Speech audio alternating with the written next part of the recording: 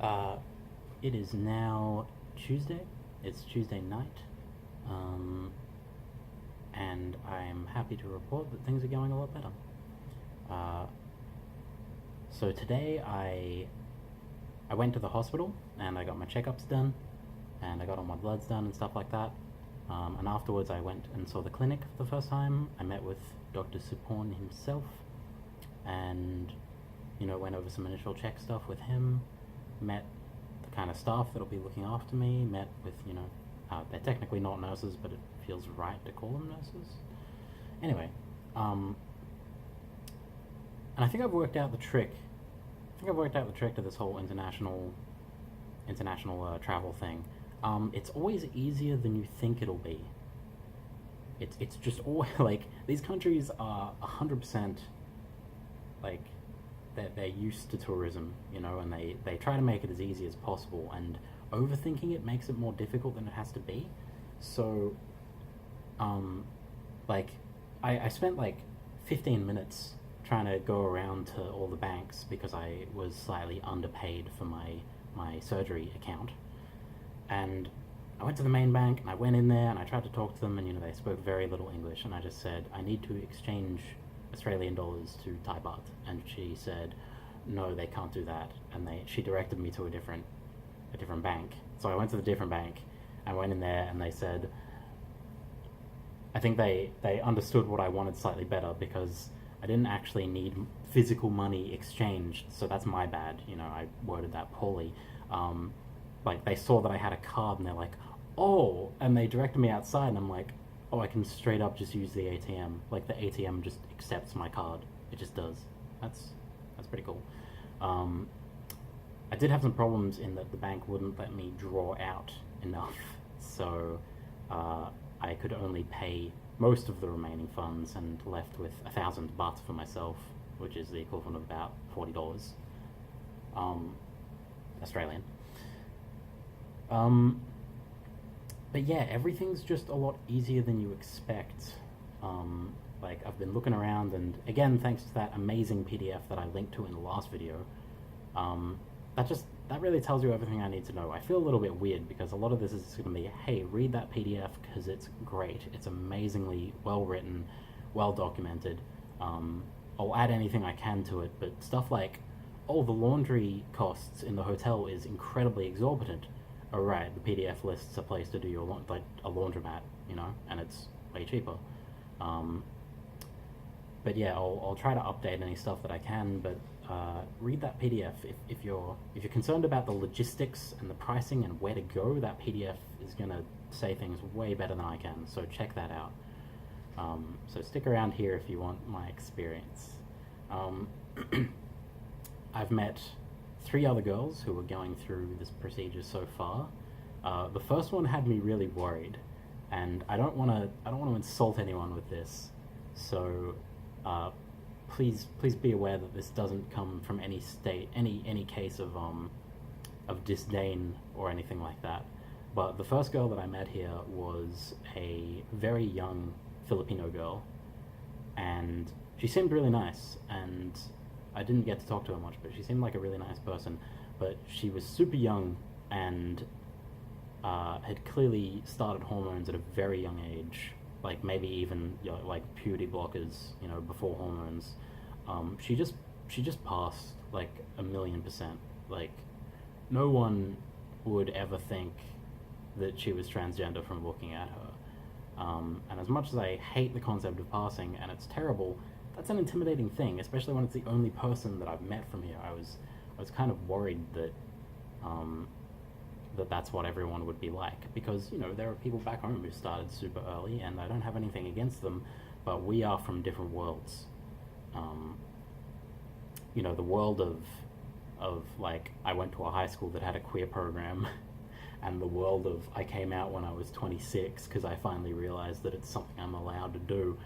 Different worlds. So that had me a little worried because, yeah, I've met those people and they're nice, but it's hard. There's definitely a generation gap, I suppose. God, I'm old.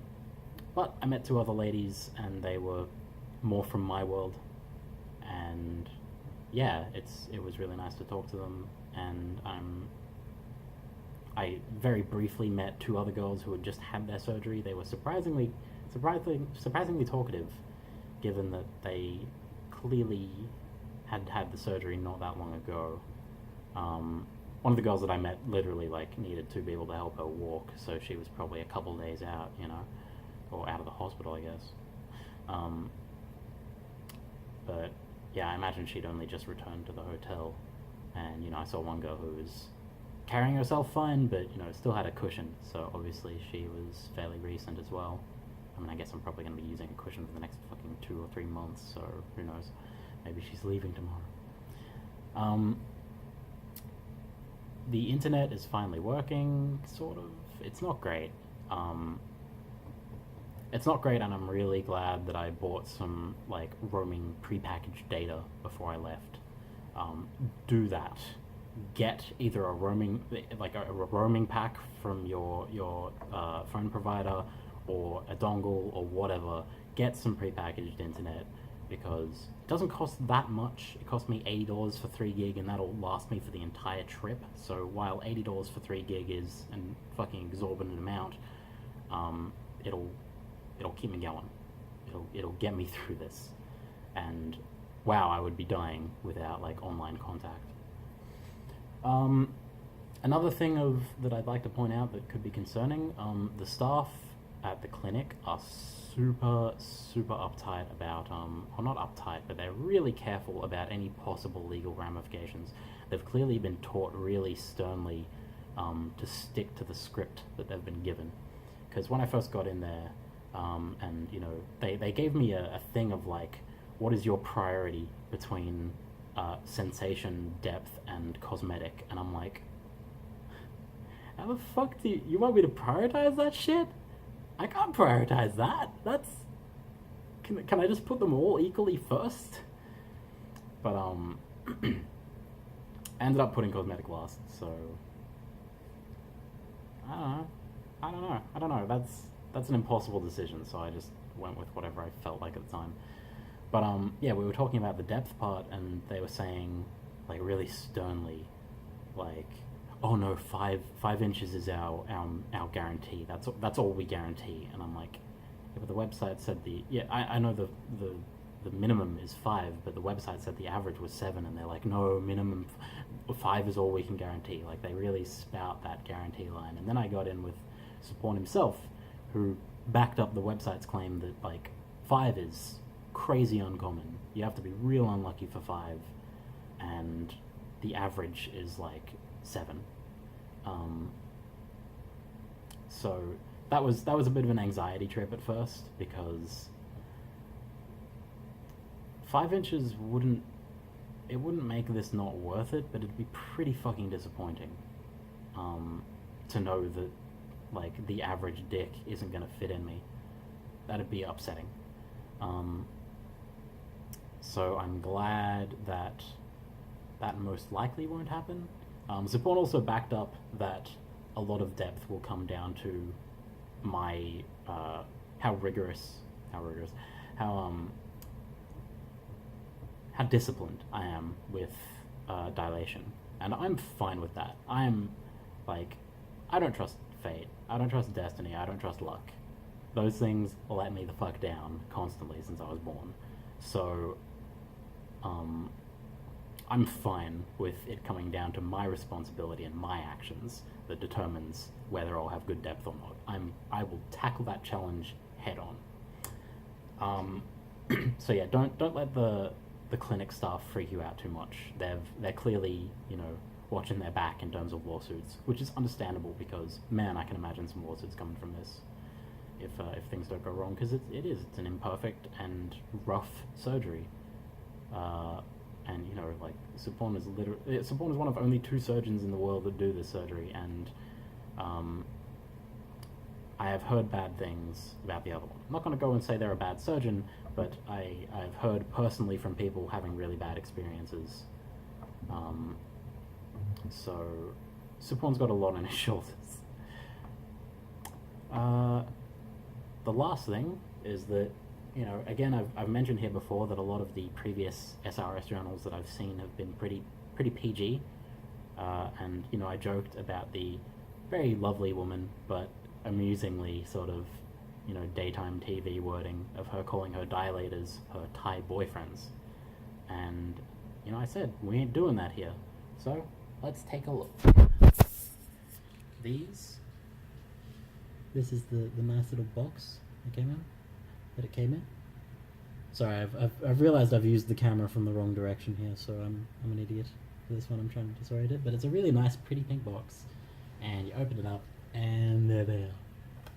And these things, like, they ain't small. Like, this is the medium one, and this is what you'll be using most of the time. Like, that's some depth, and not too bad. You can, you know, I use the old finger comparison. I mean, even that is on the thick side, and this thing, like, So, and yes, they're also made of this material, which I question. I'm not quite sure why they're made of this material. It can chip. They're very firm. They almost feel like warm glass, but they're not. They are completely body safe, but yeah, if you drop this thing on tile or wood or anything, it's going to chip. This one, however, is apparently nigh on indestructible and feels like it might be a really tough silicon, like a really firm silicon. I don't know why they're not all made out of that. I mean, like, I'm paying a lot of money for this. You'd think, oh no, too zoomed in. Facial hair view. Yeah. I'm paying a lot of money for this. I don't quite know why they're not all made of the good stuff that doesn't fucking break. But yeah. So yeah, that's what we got in store for us. Don't worry, I won't be showing you or anything. I might show you during the process with the covers up, just for shits and giggles. We'll see. Yeah, that's about it. I'm feeling a lot better now that I've had some food, and I should probably mention that prices here aren't too bad if you don't go to the hotel. The hotel's pricey. The hotel is about $250 per meal, which equals out to around $10 Australian. Of course, I'm working with Australian here, so use a currency converter. I don't fucking know. And meanwhile, the cafe in the hotel in the hospital, which was surprisingly not too bad, it was actually pretty good. I got a chocolate frappe and a ham and cheese sandwich, which were both really nice, and totaled about $7, which is that's certainly cheaper than back home. I'll tell you that much. So yeah, just don't do anything at the hotel. That's I suppose what I'm trying to say from this. The laundry is overpriced. The food's overpriced.